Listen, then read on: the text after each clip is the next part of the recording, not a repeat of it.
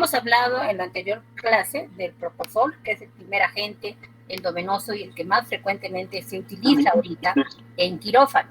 Y no solamente en quirófano, sino también fuera de quirófano, en tomografía, en endoscopías, en procedimientos como electroencefalogramas, etc. Pues en este medicamento que es el propofol, ¿no?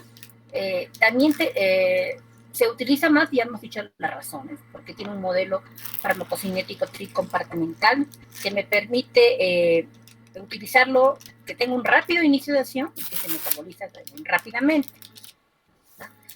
A diferencia de lo que vamos a hablar hoy día, de los barbitúricos. Los barbitúricos son mucho más antiguos que el propofol, ¿no? Y aún ahora se sigue utilizando, ¿no? Yo esta semana he usado el tiopentasódico para hoy día una de neurocirugía y la vez y también entré para una nefrectomía, también usé el tiopental. Y lo he grabado y para que vean cómo actúa, a diferencia del propofol. Y en las clases con los grupos de práctica, que también estoy con ustedes van a ver esos videos.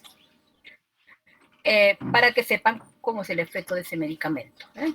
Tiene muchos beneficios los barbitúricos y de esos beneficios vamos a hablar ahora. Y por esos beneficios es que ese medicamento es uno más que lo tenemos para uso nosotros en quirófano. Luego vamos a hablar también de las benzodiazepinas. ¿Por qué razón? Por su uso en premedicación, ¿no? En el manejo de la premedicación en los pacientes que ingresan al quirófano. El uso también de las benzodiazepinas en procesos de sedación simple. Y también el uso de las benzodiazepinas en las unidades de terapia intensiva, en la unidad de recuperación, ¿no? Cuando tú tienes que tener a un paciente en ventilación mecánica y lo tienes que tener sedado. Y en ese caso nosotros usamos una benzodiazepina. Entonces vamos a empezar.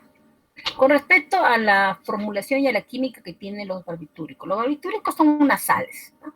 Son derivados de una solución ácida barbitúrica que como tal no tiene capacidad hipnótica. Y es su tautomerización cetonólica la que le da la capacidad de tener la capacidad hipnótica, y además le permite cambiar de pH, ser una solución alcalina, para que esa sal sea hidrosoluble. La presentación que viene, el tiopental, viene la presentación de un polvo, que es una sal, que se diluye 1 gramo, de 1 gramo, que se diluye en 20 cc de cloruro de sodio o en agua destilada, y ese preparado es el que se utiliza para la administración de la anestesia. El que más se utiliza es el tiopental, que es un 5-etil 5, 1-metilbutil, 2-ácido tiobarbitúrico, es de lo que más usamos. Mientras que el tiamilal y el metoxital no lo usamos mucho nosotros, ¿no? No tenemos ese medicamento en quirófano, ¿no? Pero sí tenemos el tiopental. Estas sales, como les dije, se restituyen en una solución con agua o cloruro sódico, y al restituirlo con el cloruro con el agua, se convierten en una solución alcalina, en un pH que va de 10 a 11. Al tener este pH, hace que cuando se mezcle con otros medicamentos que tienen un pH ácido, hace que cuando se precipite el tiopental, y por ende pierde su efectividad este medicamento. Por otro lado, cuando se modificó la estructura molecular del ácido barbitúrico, como les dije anteriormente, activaron la propiedad de los barbitúricos para convertirlos en hipnóticos, ¿no? Esto a través de la ubicación de cadenas laterales en la posición 5 de la estructura del ácido, ¿no? Como lo vemos acá, ¿no? Vemos acá la estructura del ácido, como lo ven acá, el puntero, y estas cadenas laterales es que le dan la capacidad de convertirlo en una solución alcalina y que puede diluirse adecuadamente con agua o con cloruro de sodio para diluirlo y tener una presentación líquida. Acá tenemos, ¿ves? El tiopental, que viene en una presentación de 1 gramo. nosotros, la fórmula que manejamos para diluirlo es en 20 cc de agua de cloruro, lo que nos da 20 miligramos por cc, ¿no? Esa es ya una técnica que tenemos nosotros para manejar este medicamento.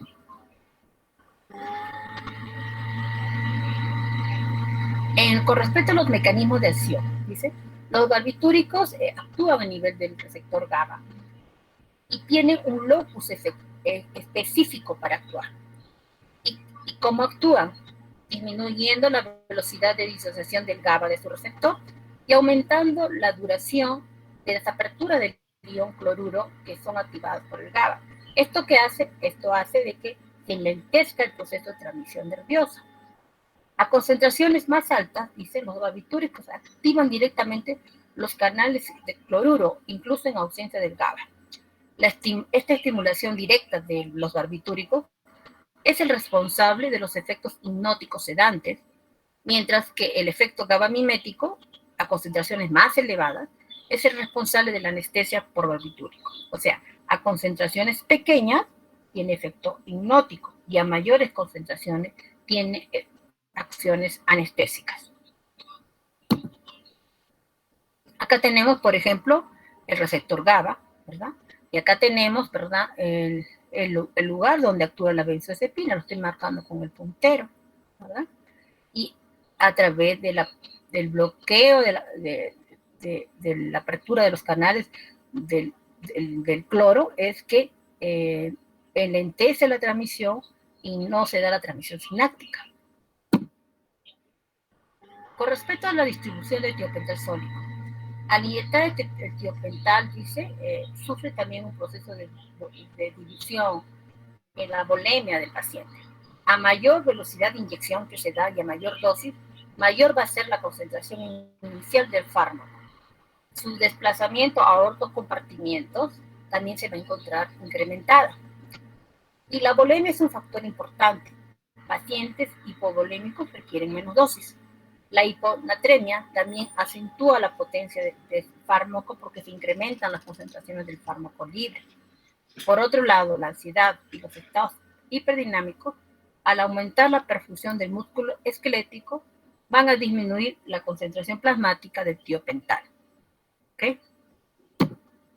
Y acá tenemos la distribución del tiopental, desde el cerebro al músculo. Vemos, y lo voy a indicar con el puntero, cómo el tiopental a los pocos minutos tiene concentraciones muy altas en sangre y cómo luego esta cae rápidamente, pero se distribuye a los pocos minutos, en primer lugar al cerebro. Usted ve, primero se distribuye al cerebro, luego en segundo lugar al músculo y luego al tejido adiposo. ¿Okay? Esa es la forma de distribución en los diversos compartimientos del tiopental. Con respecto a la farmacocinética, después de la distribución de las concentraciones del tiopental en la sangre, en los tejidos muy perfundidos comienza a disminuir rápidamente esta concentración. A pesar de que tiene gran afinidad por el tejido adiposo, no se acumula en este porque este tejido tiene mala perfusión. El otro componente que también debemos evaluar en el tiopental es la farmacodinámica, es decir, sus efectos. Y los efectos se han estudiado bastante con el tiopental, sobre todo con el monitoreo del electroencefalograma. Acá tenemos la distribución plasmática de un bolo, ¿no? Que en este caso es de un bolo intermitente de alfentanilo, y es para explicar un poco las características que tiene una droga que es endovenosa pura, que yo puedo administrar esta droga durante todo el tiempo del mantenimiento de la cirugía y hacer una anestesia general endovenosa pura, característica que tiene el propofol, característica que tienen algunos narcóticos, como en este caso el alfentanil o el revifentanil. Estos temas los vamos a tocar ya en la segunda unidad. Tiene una fase de distribución rápida, alfa, de acuerdo con el propofol, una fase de distribución lenta, beta, y una fase de eliminación, ¿no? Esas son las características que debe tener una droga para ser administrada en un sistema de infusión continua.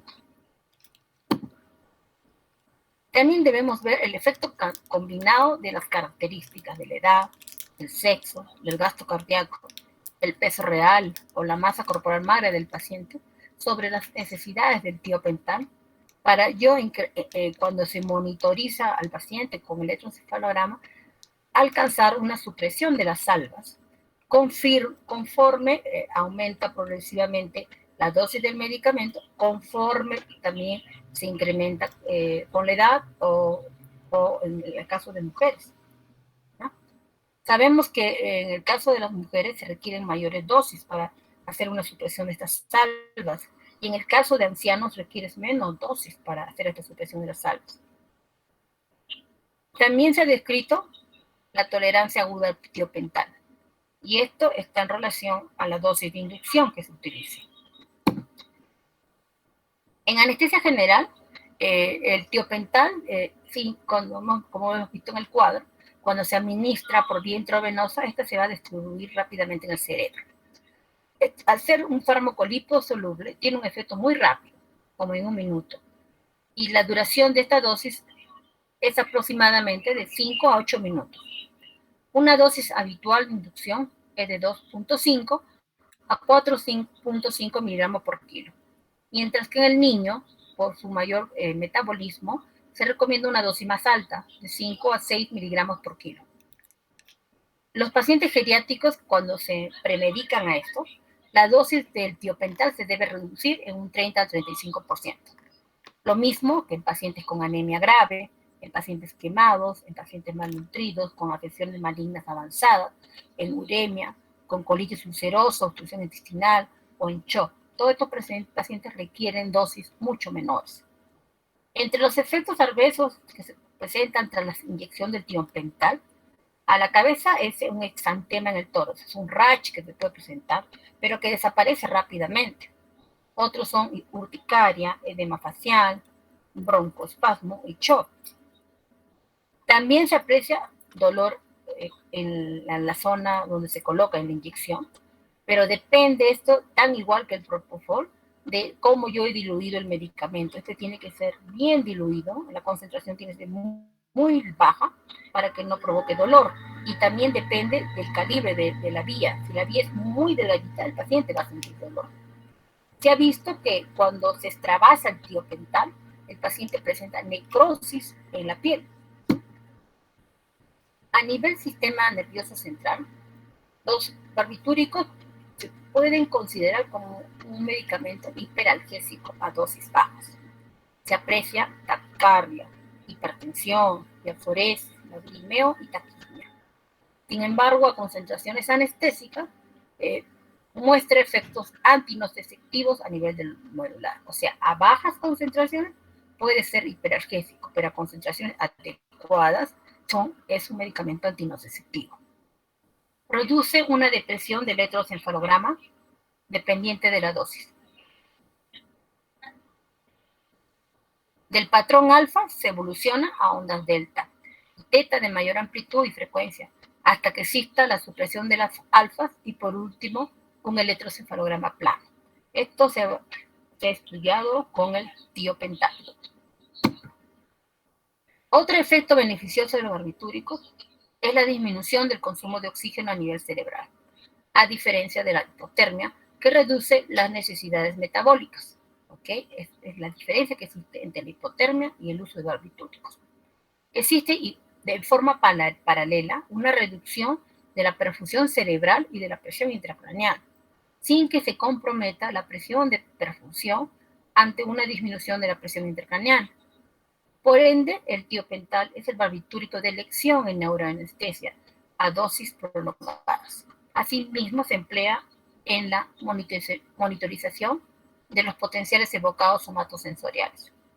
También su uso es seguro en cirugía oftalmológica, ya que la presión intraocular disminuye casi en un 40% tras su uso como agente inductor. Con respecto a los efectos respiratorios y cardiovasculares que tiene el tiopental, los barbitúricos provocan una depresión respiratoria central y la duración de esta depresión va a depender de la dosis, de la velocidad de inyección y de la premedicación previa que se haya usado con el paciente. En algunos casos puede llevar a la apnea, pero a los pocos minutos Entonces, el paciente normaliza nuevamente su respiración.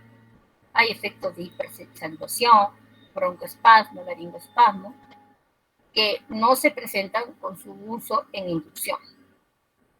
El principal efecto cardiovascular es la dilatación venosa, seguida por el acúmulo de sangre en la periferia, y la contractilidad miocárdica disminuye en grado menor. Si lo comparamos esto con el propofol, el tiopental, si tú comparas nuevamente con el propofol te da mucho más apnea que el tiopental. En segundo lugar, el propofol te lleva a un apnea y el paciente no se recupera al minuto como ocurre con el tiopental. Otra diferencia, el propofol es un mayor depresor miocárdico que el tiopental. ¿Okay?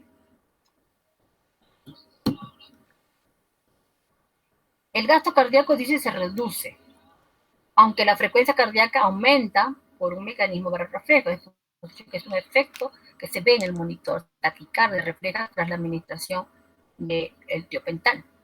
La resistencia vascular sistémica puede permanecer inalterada. Los barbitúricos reducen también el impulso simpático del sistema nervioso central y no sensibilizan el corazón frente a las catecolaminas, a diferencia de la ketamina. La ketamina sí sensibiliza al corazón frente a la catecolamina.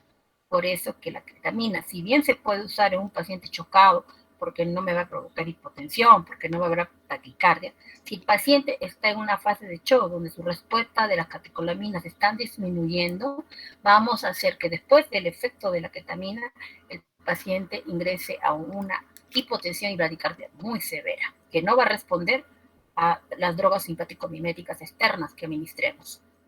Por eso el tiopental tiene características mejores que la ketamina a ese respecto. Se debe usar con cuidado en pacientes con cardiopatía isquémica, en hipovolemia, en pacientes con insuficiencia cardíaca congestiva y en pacientes que tienen bloqueo cardíaco. Otros efectos son con respecto a que en pacientes que cursan con hipoproteinemia, que es frecuente en pacientes con insuficiencia hepática o con insuficiencia renal, las fracciones libres de los barbitúricos son más altas, por lo que las dosis de inducción de estos medicamentos deben ser corregidas. El tiopental puede disminuir la excreción de orina porque reduce el flujo sanguíneo renal. Disminuye las concentraciones plasmáticas del cortisol, pero no evita la estimulación adrenocortical por el estrés de la cirugía. Y libera histamina dependiendo de la dosis, sin que esto tenga implicancia clínica. Interactúa con otros medicamentos que son depresores del sistema nervioso, como por ejemplo el etanol, los antihistamínicos, la isoniazida, los inhibidores de la monoxidasa. En estos casos, si el paciente está tomando estos medicamentos, debemos tener en cuenta que el efecto del tiopental se puede potenciar. La naloxona no va a antagonizar los efectos del tiopental. En el momento actual no existen antagonistas farmacológicos específicos para tratar una hiperdosificación de barbitúricos. En este caso, si un paciente tuviera este cuadro, lo primero que se debe hacer es un mantenimiento de la vía aérea del paciente, una ventilación óptima, una circulación también de apoyo y tratar de manera sintomática todos los efectos que pueden tener estos medicamentos. Con respecto a otras indicaciones de los barbitúricos, se usa en el tratamiento de las convulsiones, tan igual como las benzodiazepinas. Su acción a nivel del receptor GABA, en el caso de las convulsiones, es la prolongación de la hiperpolarización de la membrana postsináptica.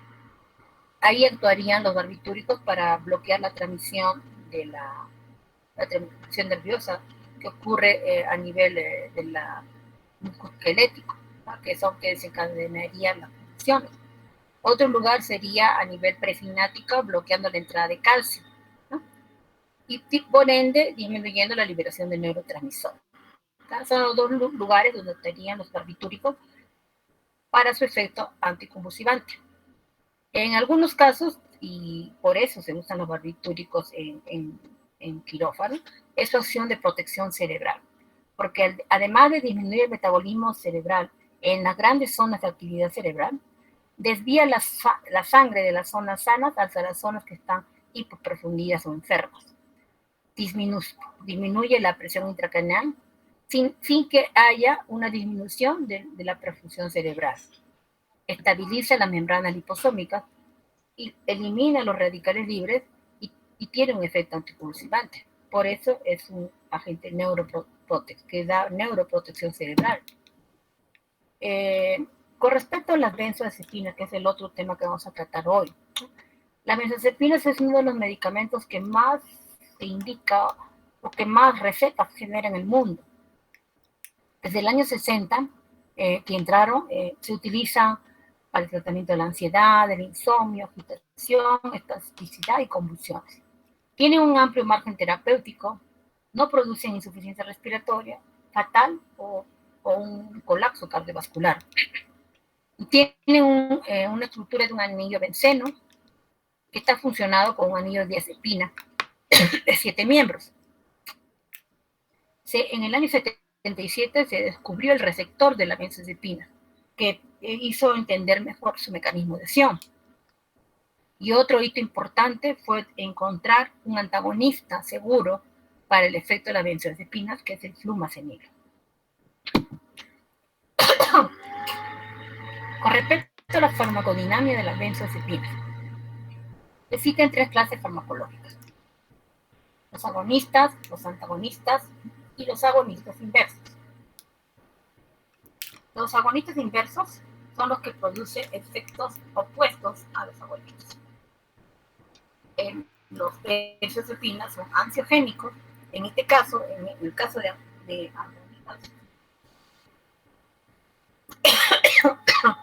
en el caso de los agonistas inversos, ¿qué provocan? Provocan lo contrario, ansiedad, y son proconvulsivantes. El mecanismo de acción de las benzodiazepinas implica que tengamos que conocer que el principal neurotransmisor excitatorio a nivel del sistema nervioso es el aminoácido L-glutamato, el cual despolariza las neuronas a través de un gran número de subtipos de receptores. El GABA, que es un aminoácido neutro, es tal vez el principal neurotransmisor inhibitorio en el sistema nervioso central. El GABA hiperpolariza a las neuronas a través de múltiples receptores.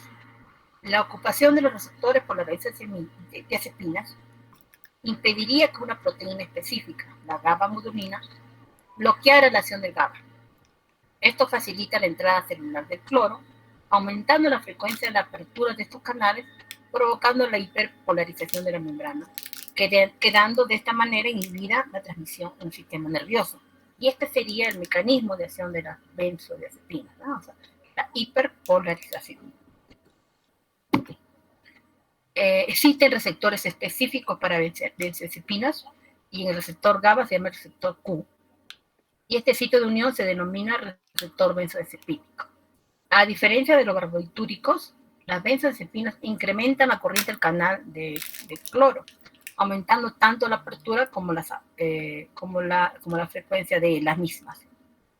El GABA es encontrado en altas concentraciones en el asta dorsal de la médula espinal, especialmente en la sustancia gelatinosa, y los receptores GABA podrían tener un gran valor en los procesos nociceptivos de la médula espinal. Ahora, ¿por qué esto es importante? Porque se ha visto de que las benzodiazepinas también tienen efecto a nivel del dolor, pero sobre todo en esta zona, a nivel de la médula espinal. Se hizo muchos trabajos, estoy hablando como 10 años atrás, sobre el uso del midazolam por vía intratecal y por vía epidural, ¿no? Que son formas de acceso al sistema nervioso central, a la médula espinal, con la finalidad de manejo del dolor crónico en pacientes que habían fracasado a toda terapia para este manejo de esta patología, con respuestas positivas, ¿no? Y esto fue gracias a que se descubrió esto, ¿no? De que había receptores GABA con receptores benzodiazepínicos específicos en la médula espinal. Acá tenemos las benzodiazepinas. Vemos cómo actúan hiperpolarizando a través de facilitando la apertura y de la entrada del ion cloruro a nivel de la sinapsis, ¿no? Y cómo esto provoca hiperpolarización de la nerviosa y al hiperpolarizar se inhibe la transmisión de la fibra nerviosa. La clasificación puede ser de acción prolongada, de acción intermedia y de acción corta. De acción prolongada tenemos lo que más conocemos es el diazepam, el flurazepam, el clonazepam, con una vida media mayor de 24 horas. De acción intermedia entre 12 a 24 horas, el alprazolam, el bromazepam, el flunitrazepam, el lorazepam. De acción corta, que son los que manejamos en quirófano en la premedicación y para sedaciones simples, como el midazolam, el triazolam y el coazepam, con vida inferior, media inferior a 6 horas. Y otra forma de clasificarlas es de acuerdo a la selectividad que puedan tener en receptor, ¿no? Por ejemplo, hay algunas que son más ansiolíticas que hipnóticas que otras. Por ejemplo, ansiolíticas son bromazepam, diazepam, ketazolam, lorazepam, alprazolam. Las hipnóticas son las que tienen el componente de flúor, ¿no? El flurazepam, el flunitrazepam, el midazolam. Y anticonvulsivantes principalmente tenemos el clonazepam, diazepam y el lorazepam. Con respecto a la farmacokinética de las benzodiazepinas, el perfil farmacológico de todas las benzodiazepinas por lo general es similar. Se sabe, según las últimas investigaciones, que existen varios subtipos de receptores benzodiazepínicos que nos explicarían por qué algunas tienen más efecto sedante, otras tienen más efecto hipnótico, otras tienen más efecto ansiolítico, otras tienen más efecto anticonvulsivante. Y los factores que influirían en la variabilidad serían inter e intraindividuales. También dependería de las dosis que se administran, de cómo está el funcionalismo del hígado, dependiendo de la edad del paciente, de que si se administra en una dosis o en dosis múltiple, dependiendo de la liposolubilidad del fármaco o de las interacciones farmacológicas que tengan con otros medicamentos que los pacientes estén tomando. La absorción va a depender de la liposolubilidad. La distribución va a seguir un modelo bicompartamental que se caracteriza por una rápida distribución seguida de una segunda fase de redistribución en los tejidos menos irrigados. Los fármacos más liposolubles administrados en dosis únicas tienen menor duración de efecto, mientras que la administración de varias dosis aumenta la duración de acción, debido a que el fármaco y a sus metabolitos activos se pueden acumular en el tejido adiposo. La vía que más se utiliza para las benzodiazepinas es la vía oral, teniendo unas diferencias significativas cuando se utiliza la vía intramuscular. El metabolismo es básicamente hepático a través de los procesos de conjugación y oxidación. Y algunos tienen, por ejemplo, el diazepam, el midazolam, se inactivan mediante oxidación, ¿no? Mientras que otros tienen un metabolismo hepático, como el lorazepam, el oxazepam, el clormetazepam, que no tienen metabolismo hepático y solamente se conjugan con ácido glucurónico. Por ello, se recomienda su uso en pacientes con insuficiencia hepática, ancianos y alcohólicos, ¿no? Estos benzodiazepinas que tiene que su metabolismo es por conjugación. Las benzodiazepinas se van a eliminar como metabolitos inactivos, básicamente por el riñón. Y con respecto a la vía de administración, como les dije, tenemos la vía oral, la vía intramuscular, pero también tenemos muchas otras vías. Tenemos la vía sublingual, la vía intrarrectal, la vía intranasal, que va a permitir que su absorción sea rápida. Y con eso evitamos el primer paso hepático, obteniendo, se dice, concentraciones muy similares si usáramos la vía intravenosa. En el caso de la premedicación en anestesia, nosotros recomendamos el uso del midazolam, porque tiene características adecuadas que vamos a ver en los siguientes cuadros. Y el midazolam, además que puede usarse por vía oral, intramuscular, intravenosa, También se puede usar por vía sublingual y por vía nasal.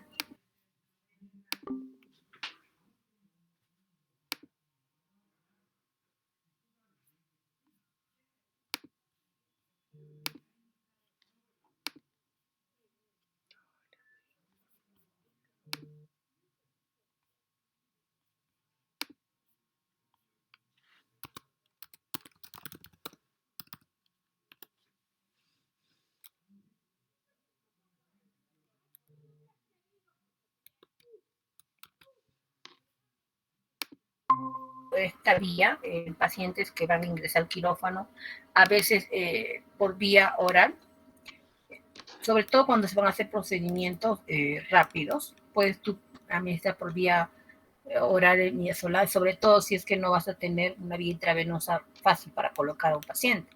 Podrías usar esta vía para sedar a un paciente para un procedimiento corto, porque su acción se demora 10 a 20 minutos y te da más o menos como 30 a 45 minutos como efecto de midazolam. Y la difusión va a depender del pH y del vaciamiento gástrico que regulan la absorción gastrointestinal del midazolam.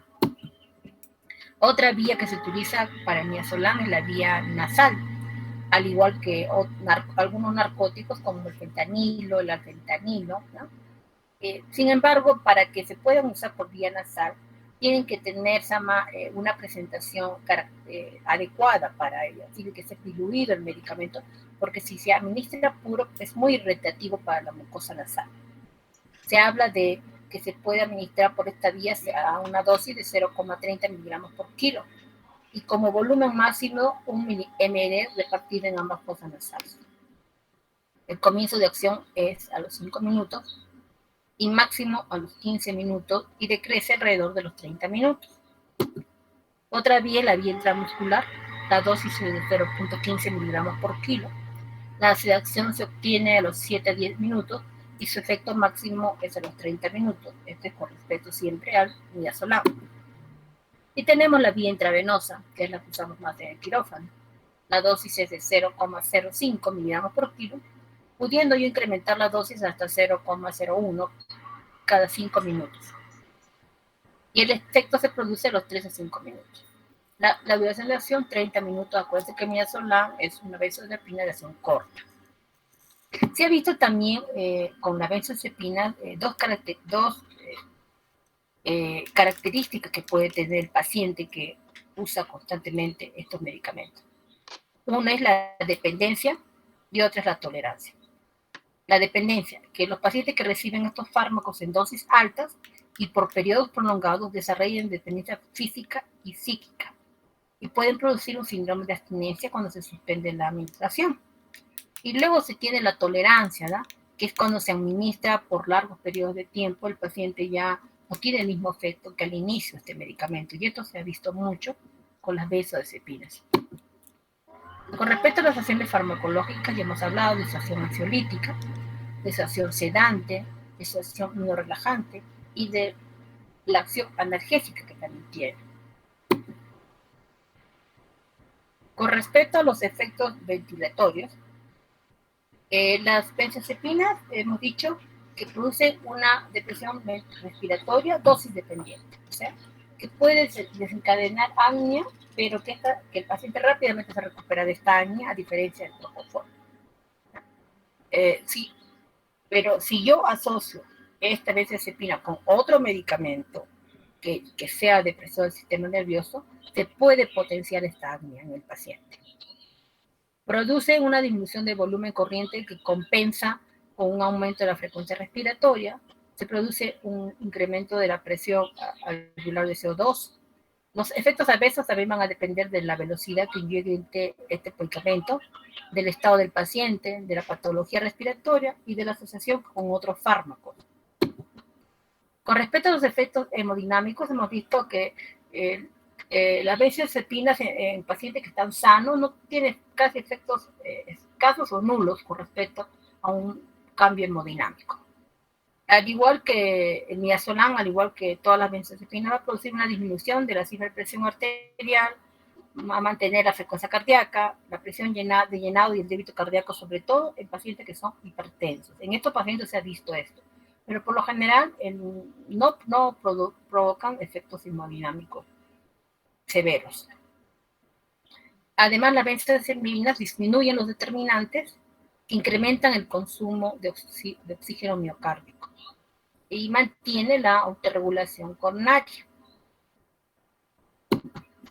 Sobre el sistema nervioso central, sus efectos van a depender de la dosis. En primer lugar, la ansiolísis, en segundo lugar, la sedación y por último, la hipnosis. La acción hipnótica no es tan rápida como con otros agentes inductores, por tener una vida media más prolongada, sobre todo los barbitúricos de ser prolongada. Pero tenemos la amnesia anterógrada, que se produce precozmente a dosis bajas. El paciente puede, antes de caer en una sedación profunda, puede presentar episodios de verborrea, desinhibición psicomotriz, que en algunos casos podrían señalarnos como que es una excitación, ¿no? Sin embargo, esto es paradójico, lo que se llama la acción paradójica del midazolam. Hemos visto algunos pacientes que cuando le hemos administrado una dosis de midazolam, el paciente no se duerme, ¿no? Tú piensas que el paciente con la dosis que le ha administrado, el paciente ya debería estar sedado e dormido. Le repites la dosis y el paciente, en vez de caer en sueño, el paciente comienza a presentar desórdenes tipo episodios de verborrea, comienza a decir cosas que están fuera del contexto e incluso puede hacer movimientos, ¿no? En miembro superior, en miembro inferior. A esto se llama la reacción paradójica del midazolam. Y lo hemos visto, no en todos los pacientes, pero sí en uno que otro. Todas las benzodiazepinas van a producir una importante disminución del flujo sanguíneo cerebral y del consumo metabólico de oxígeno, pero sin que se produzcan descensos importantes de la presión intracraneales. Tiene un efecto protector contra la isquemia cerebral, así como también son potentes anticonvulsivantes. ¿Dónde usamos las benzodiazepinas? En la premedicación, en la cabeza, en la inducción anestésica junto con otros medicamentos, como un coadyuvante en la anestesia total intravenosa, como un complemento de la anestesia regional. Quiere decir que tengo un paciente que le he puesto un bloqueo raquídeo para una cesárea, pero esta paciente, después que sale el bebé, la vemos que está intranquila, que está llorosa, indudablemente la cedo para que la paciente esté más tranquila, y para eso le agregamos la benzodiazepina.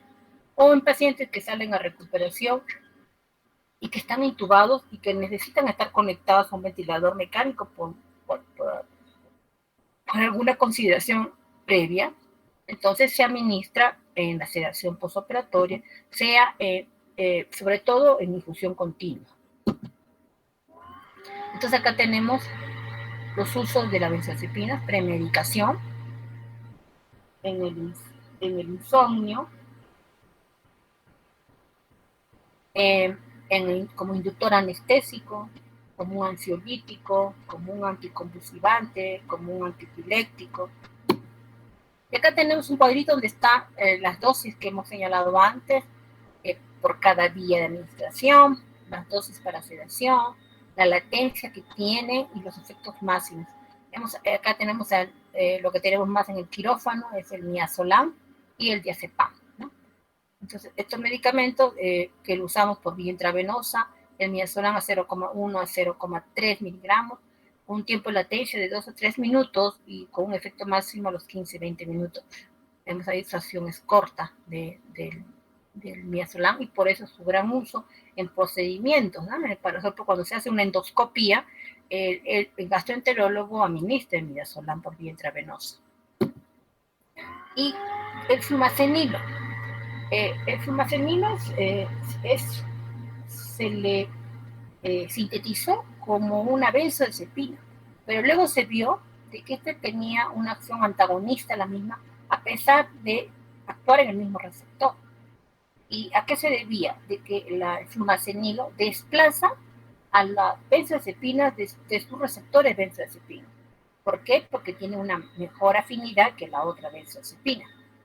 Es un derivado imidazólico de la benzodiazepina y tiene una acción antagonista competitiva, dosis dependiente y de alta especificidad. Este medicamento no va a alterar ni el metabolismo ni la excreción de las drogas, como podríamos pensar, que ahí actuaría para hacer su efecto contrario a la benzodiazepina. Presenta una vida media corta y su tiempo de acción es de 30 a 60 minutos. Y el midazolam es la benzodiazepina que mejor puede ser revertida por el flumazenilo por su perfil farmacocinético. Entonces, el flumazenilo se utiliza en un paciente que, si tú quieres revertir midazolam, ¿por qué? Por las características que tiene el flumazenilo. El flumazenilo tiene una vida media corta, o sea, tiene una acción que rápidamente va a pasar.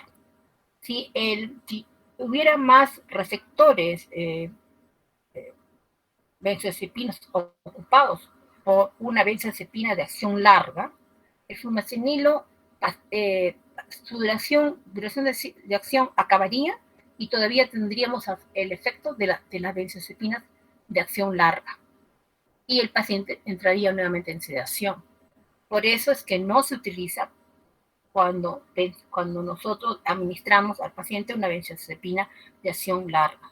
Solo se utiliza cuando nosotros administramos a un paciente una benzodiazepina de acción corta como midazolam para revertir el efecto de este medicamento, de esta benzodiazepina. El flumazenilo se utiliza mucho, por ejemplo, en gastroenterología, en pacientes que se les hace endoscopía y se les administra midazolam, y luego que termine el procedimiento, el gastroenterólogo, la enfermera en este caso, administra el flumazenilo para revertir el efecto del midazolam y el paciente se va a su casa caminando, sin recordar qué pasó en ese tiempo que estuvo dormido, ¿no? por el efecto de la amnesia anterograda que provocan las benzodiazepinas.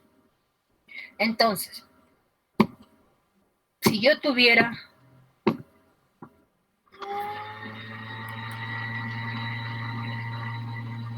pregunto, si yo tuviera un caso de un paciente que llega a la emergencia y yo presumo que es una intoxicación por benzodiazepina, porque el paciente y su historia toma alprazolam, toma diazepam, toma flunitrazepam, etcétera. El paciente asociado a eso toma otros medicamentos que también son depresores del sistema nervioso central. ¿Cómo manejaría a ese paciente? A ver, chicos, ¿cómo manejaría yo a ese paciente? Doctora, ¿podría estar dando el antídoto de las benzodiazepinas, que es el flumazenilo, lo que acabamos de hablar? Respuesta incorrecta. ¿Por qué he dicho? Porque si mi paciente ha tomado diazepam, flunitrazepam, lorazepam, ¿qué tipo de benzodiazepinas es? ¿De acción corta o larga? ¿O mediana? de acción larga. De acción larga. De acción larga, ok. Si son de acción larga, yo no puedo usar el flumazenilo porque el flumazenilo solo es el antagonista de benzodiazepinas de acción corta, ¿ok? Entonces, podría ser una pregunta del examen. Llega a la emergencia del hospital una paciente mujer con antecedentes de intento de suicidio en varias oportunidades. Toma diazepam, por tratamiento psiquiátrico, toma flunitrazepam, toma pues, otros X medicamentos, ¿verdad? La paciente llega con dificultad para respirar, con ventilación muy lenta para alojar, saturando 89%, ¿verdad? ¿Qué hago con esa paciente? Lo primero que hemos hablado ahorita, ¿qué haría primero con esa paciente? ¿Ventilación? Garantizo mi vía aérea, ¿verdad? Lo primerito, garantizo mi vía aérea porque sé que cuando se administran varios medicamentos que son depresores del sistema nervioso central asociados con benzodiazepinas, puedo ver una depresión del sistema respiratorio, ¿ok? Y le mencioné en la clase. Entonces, lo primero, aseguro mi vía aérea. Le coloco una vía periférica, administro fluidos, porque todas estas benzodiazepinas pueden llevarme, potenciarse entre ellas y provocarnos una depresión del sistema cardiovascular. Entonces, tomo presión, tomo frecuencia cardíaca, monitorizo saturación, le pongo oxígeno y le administro medicamentos sintomáticos para manejar todo esto. ¿Okay? Algunos señalan el lavado gástrico, ¿no? Pero acuérdense que para hacer lavado gástrico en este tipo de pacientes, tú tienes que saber cuánto rato antes la paciente ingirió esto. A veces no se sabe si la paciente ingirió esto 5 a 6 horas antes. Acuérdense que en el caso de benzodiazepinas de acción larga, ¿verdad? Estas duran 12 horas el efecto, ¿no? Entonces, algunos indican lavado gástrico con la finalidad de disminuir la absorción de estos medicamentos y que la paciente más rápidamente se despierte. Pero a veces esto no ayuda porque tú no sabes el tiempo en el cual la paciente ingirió estos medicamentos. Eso se hace, es rutina cuando usted vaya a una emergencia y cuando tratemos el tema de intoxicación por barbitúricos. ¿Okay? Y también para benzodiazepinas. Igual, barbitúricos y benzodiazepinas se manejan casi similarmente, casi igual, ¿no? Primero, la frecuencia, la respiración, manejar y asegurar la vía aérea, colocar vías periféricas para poder administrar soluciones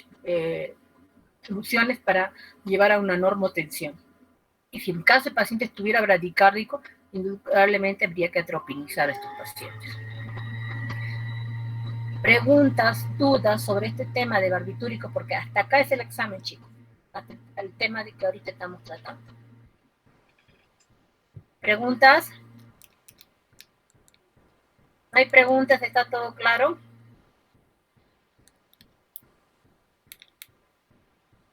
Bueno, si no hubiera preguntas, entonces nos vemos ya en la próxima clase para el examen. Doctora, Con ustedes disculpe. tengo práctica mañana, Sí, creo. Sí, doctora, de 8 a 9 de la noche, doctora. ¿Es en la noche? Sí, Ay, doctora. pero tengo guardia. Hoy día tengo diurno, mañana noche. Vale. Sí, por eso le había No preguntado. puede ser una